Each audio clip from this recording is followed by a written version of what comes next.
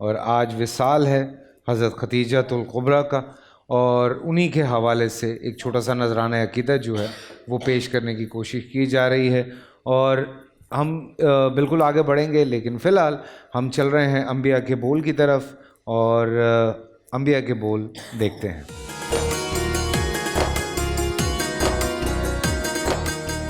بسم اللہ والصلاۃ والسلام علی رسول اللہ۔ معزز ناظرین و سامعین، آج کے ہمارے سیگمنٹ میں اللہ کے پیارے پیغمبر حضرت سیدنا صالح علیہ السلام کا ہم ذکر سنیں اور سنائیں گے۔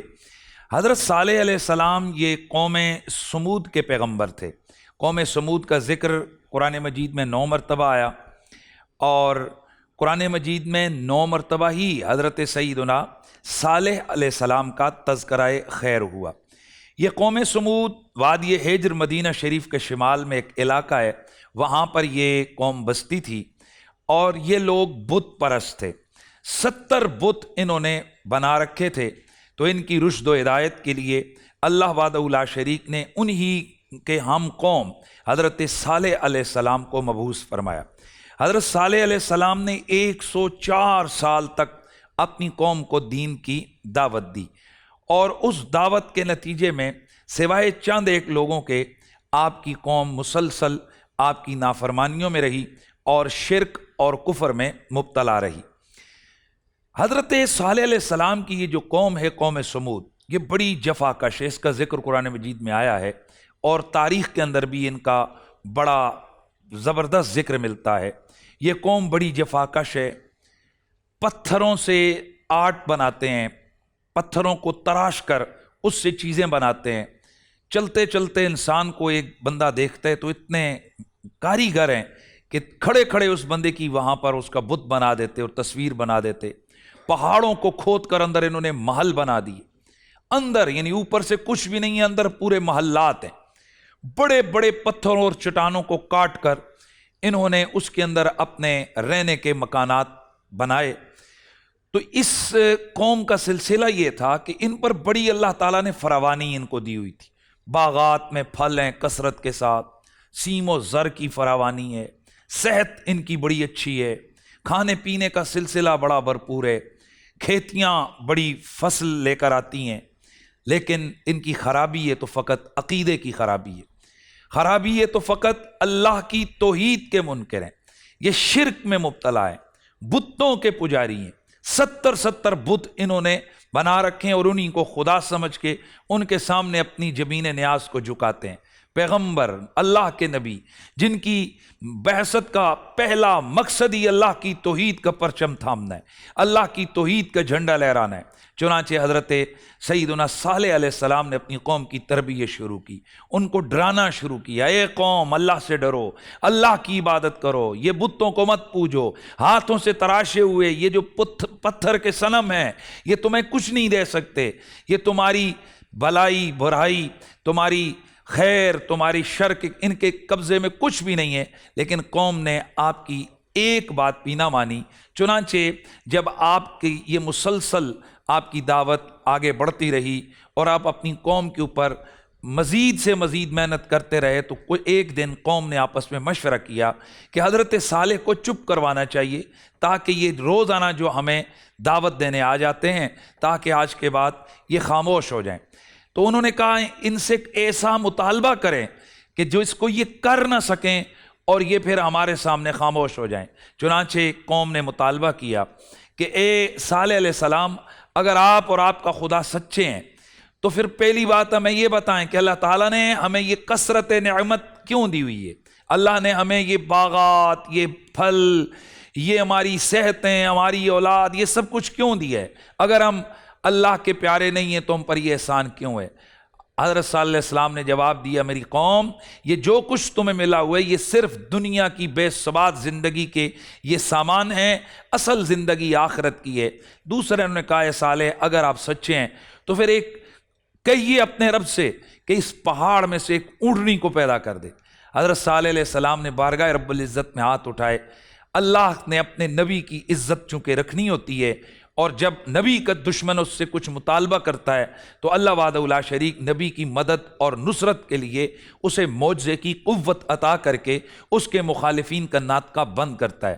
حضرت صالح علیہ السلام، آپ نے جس وقت دعا کی تو اللہ تعالیٰ کا کرنا کہ پتھروں میں سے ایک پہاڑی میں سے ایک اونٹنی جو ہے وہ نمودار ہوئی، جسے ناقۃ اللہ، اللہ کی اونٹنی کا نام دیا۔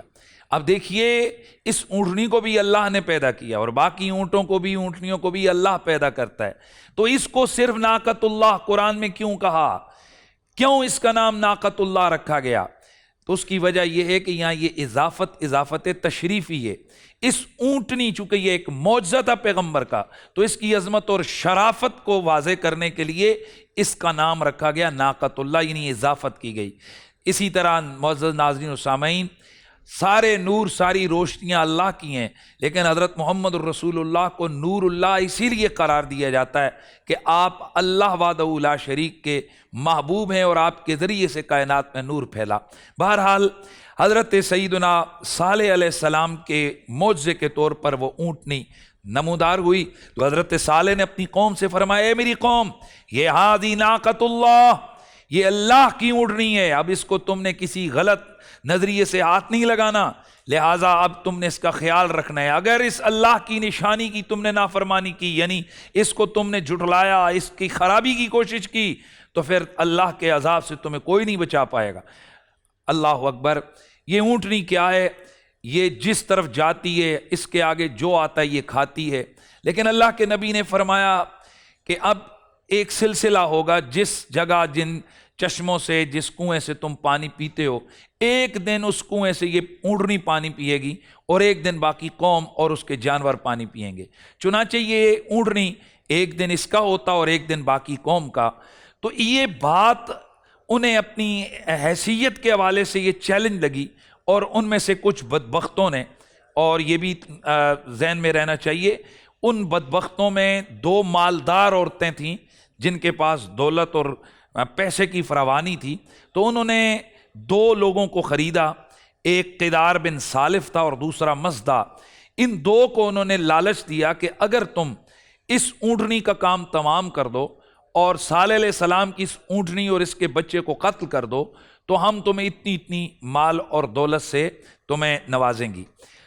اللہ کا کرنا اس قوم پر بدبختی آنی تھی کہ یہ قدار بن سالف اور مزدہ، انہوں نے اس کی بات پر لبیک کہا، اور اس قدار نے اس اونٹنی کی کونچوں کو کاٹ دیا، اور یوں وہ اونٹنی شہید ہو گئی، یعنی وہ اونٹنی قتل کر دی انہوں نے۔ حضرت صالح علیہ السلام تشریف لائے، آپ نے اس اونٹنی کو، جو کہ ان کا معجزہ تھا، اسے قتل ہوئے دیکھا تو حضرت صالح علیہ السلام رو پڑے۔ آپ نے فرمایا، اے قوم، تم نے اللہ کی نشانی کی بے قدری کی ہے، تم نے میرے اس معجزے کو چیلنج کیا ہے، اب اللہ کے عذاب سے تمہیں کوئی نہیں بچائے گا۔ 3 دن ہیں، ان 3 دنوں کے بعد تم پر اللہ کا عذاب مسلط ہونے والا ہے، اب انتظار کرو۔ چنانچہ اس قوم نے دوبارہ آپ کا مذاق اڑایا اور کہنے لگے، اے صالح، ہے اگر تیرے پاس کوئی قوت اور طاقت تو 3 دن کیوں ابھی اپنے خدا سے کہ وہ ہم پر عذاب لے آئے۔ لیکن معزز ناظرین و سامعین، خدا کی تقدیر کے جو فیصلے ہوتے ہیں وہ فیصلے بڑے واضح ہوتے ہیں۔ اللہ کی تقدیر کے فیصلے، جو وقت مقرر ہے، ہر کام اسی وقت پر ہوتا ہے۔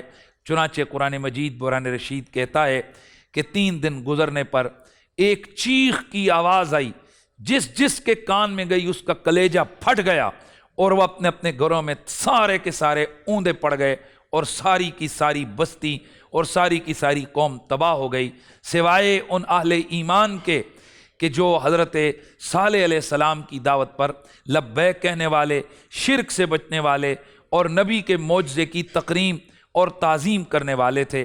بعض جگہ پر آتا ہے کہ آپ کی اس قوم پر کڑک، بجلی کی کڑک، ایک گرجدار آواز آئی جس سے ان کے دل دہل گئے اور دل پھٹ گئے، اور یوں یہ ساری کی ساری ان کی قوم یہ تباہ و برباد ہو گئی۔ معزز ناظرین و سامعین، آپ چند دنوں سے سماعت فرما رہے ہیں کہ ہر نبی کی قوم پر عذاب آ رہا ہے، اور عذاب کیوں آ رہا ہے؟ کہ وہ قوم اپنے نبی سے ٹکرا رہی ہے، وہ قوم اللہ کی توحید کا انکار کر رہی ہے، وہ قوم اللہ کی شریعت سے باغیانہ پن اختیار کر رہی ہے، باغی ہو رہی ہے، لہذا اس قوم پر عذاب آ رہا ہے۔ اور یوں قرآن میں اللہ تعالیٰ فرماتا ہے کہ یہ تل کا امہ، یہ امتیں ہیں، یہ سنگتیں ہیں، یہ گئیں اپنے اپنے اعمال کر کے، غارت ہو گئیں، کچھ کامیاب ہو گئیں، کچھ تباہ و برباد ہو گئیں۔ تو معزز ناظرین و سامعین، ان سارے اللہ کے نبیوں کے واقعات اور قصص بیان کرنے کا مقصود یہ ہے کہ یہ قومیں کیوں تباہ ہوئیں، کہ انہوں نے اپنے اللہ اور اس کے رسولوں کی نافرمانی کی۔ ہمارے لیے ان میں سبق ہے کہ ہم اللہ اور اس کے پاک محبوب کی سیرت اور صورت سے محبت کریں اور ان کی سیرت کو اپنانے کی کوشش کریں۔ ہمارا رمضان میں بول، ہماری رمضان ٹرانسمیشن کا یہ سلسلہ جاری اور ساری ہے۔ انشاءاللہ کل ہم نئے اللہ کے پاک پیغمبر کے ذکر کے ساتھ دوبارہ حاضر ہوں گے۔ السلام علیکم ورحمۃ اللہ تعالی وبرکاتہ۔ پورا سال انتظار تھا مجھے اس رمضان میں، 30 دن 6 ٹیمز، 12 کنٹیسٹنٹس، کیش کا پاؤں۔